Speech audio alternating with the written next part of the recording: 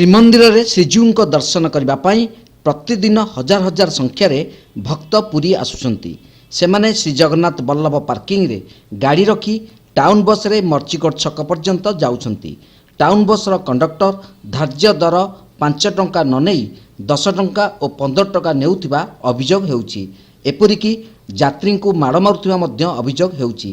एही जुलम को बंद करबा पई एसोसिएशन ऑफ ट्विटर एक्टिविस्ट आटा पक्षरु जिलापाल को दाबीपत्र अतिरिक्त जिलापाल प्रदीप कुमार साहू जरिया प्रदान करछंती। दाबीपत्र प्रदान समय आटार सभापति विस्मय मिश्र, दीपक प्रधान, पापैया बानार्जी, गीताराणी मिश्र, देवाशीष महापात्र, सचिदानंद बिशोई, आदित्य बारिक, के कृपा राव, गीतांजलि जेना, टिटिली दास, बलराम नायक, मानसरथ, निराकार महाराणा प्रमुख उपस्थित थिले। चांदबाली बैतरणी नदी रे माछ धरुवा बेले डंगारू पड़ी जड़े धीवर मृत्यु धीवर होउचंती बालिगार दुर्योधन दास।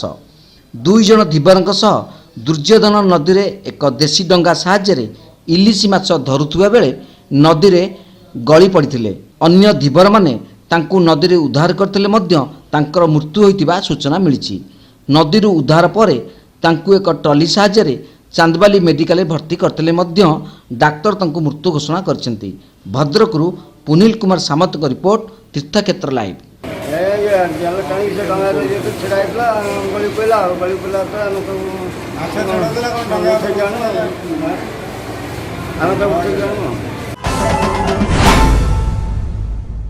पवित्र भाद्रव पूर्णिमा इंद्रोत्सव अवसर में महापुरुष अतिबड़ी जगन्नाथ दास प्रणीत ओडिया श्रीमद् भागवत जन्म उत्सव पूजा होम निष्ठा और भक्तिर सह पालन करा जायछि।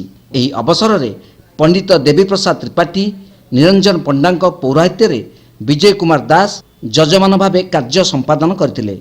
साई सभापति नारायण जेना, दामोदर स्वाई, कैलाश चंद्र टिकेतराय, गोविंद चंद्र षडंगी, शशिकांत महांती, प्रदीप महांती, विपिन बिहारी दलाई, चंद्रशेखर महाराणा, दोलो बेहेरा, सुरेश कुमार बारिक, सुरेंद्र प्रधान एवं साई बासिंदा भागवत श्रवण और पुष्पांजलि प्रदान करथिले।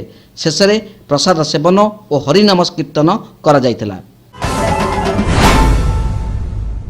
केंद्र परिवेश, जंगल, जलवायु परिवर्तन विभाग राष्ट्रमंत्री अश्विनी चौबे शनिवार संध्यारे पुरी गोवर्धन पीठरे पहुंचीथिले।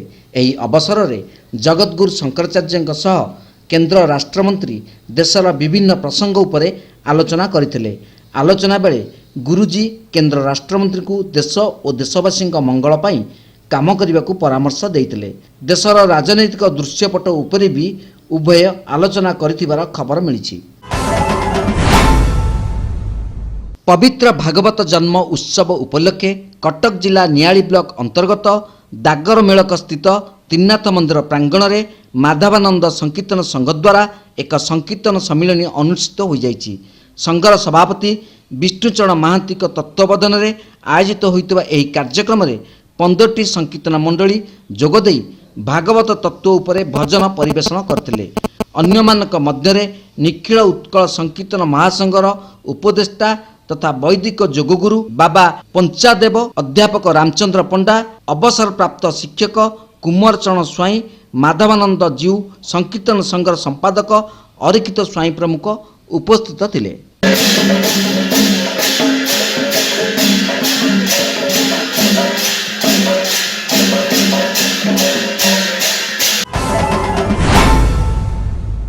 सामंत चंद्रशेखर स्वयंशासित महाविद्यालयर स्नातकोत्तर अर्थनीति विभाग तरफ आंतर्जातीय पाठचक्र अनुष्ठित हो जाइछि।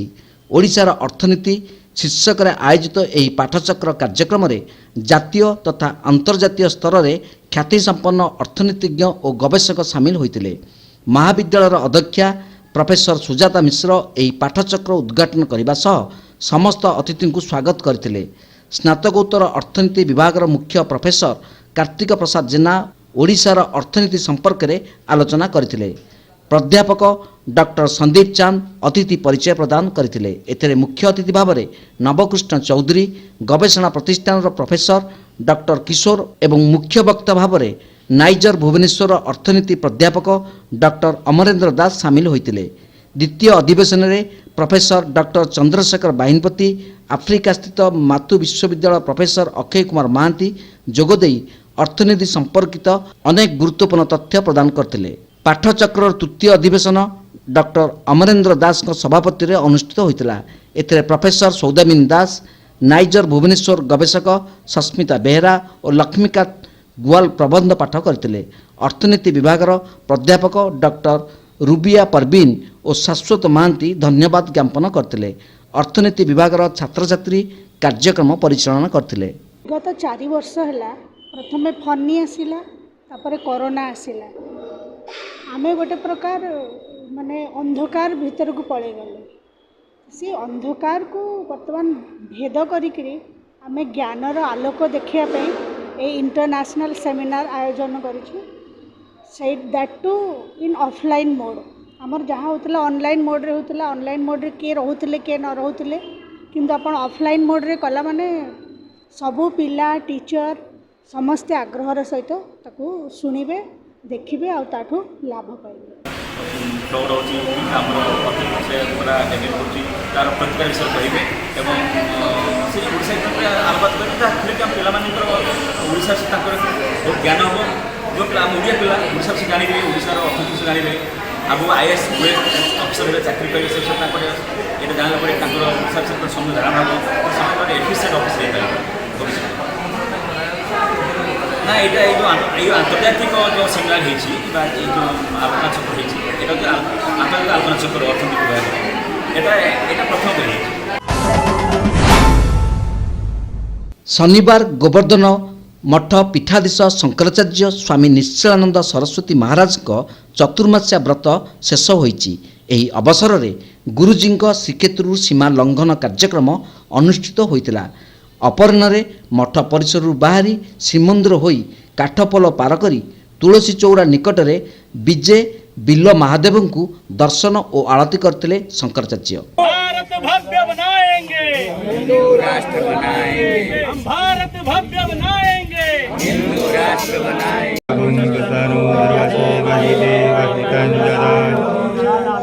चरदो अन्ति देवादित्रा नचकराजर चन्दनो नाम पुत्राजो यत्र पितरो भवन्ति मानो मध्यारी कथायुवन्तो आदिति। फेरिबा बाटरे बाटमंगल को आरती करथिले। श्रीमंदिर में पतितपावन को दर्शन करी स्वर्गद्वार पार्श्व विजय महादेव को दर्शन करी समुद्र आरती कार्यक्रम अनुध्यान करी मठ को फेरीते। एही अवसर में शंकराचार्य पाखरे 2 मास धरी शिक्षा लाभ करथिबा साधुसंत आदित्य बाहिनी और आनंद बाहिनी कर्मकर्ता वृंद उपस्थित थिले। केंद्र परिवेश जंगल और जलवायु परिवर्तन विभाग मंत्री अश्विनी चौबे शंकराचार्य को भेटी सेवा और राजनीति नहीं मार्गदर्शन पाइथिले। परंपरा मुताबक चतुर्मास्या व्रत पालन समय गुरुजी श्रीक्षेत्र सीमा लंघन करती नहीं। गुरुजी एही दिन मानकरे गोवर्धन मठ परिसर में शिष्य मानकु शिक्षादान करिथांती। पुरी भुवनेश्वर जातीय राजपथ काठपोल पर्यंत श्रीक्षेत्र सीमा रहितबा कुहा जाए। एणु व्रत उद्यापन पर सीमा पार करी महादेव को दर्शन करी फेरीतिले। सनातन धर्मर प्रचार उद्देश्य गुरुजी देशर विभिन्न स्थान भ्रमण करिथांती।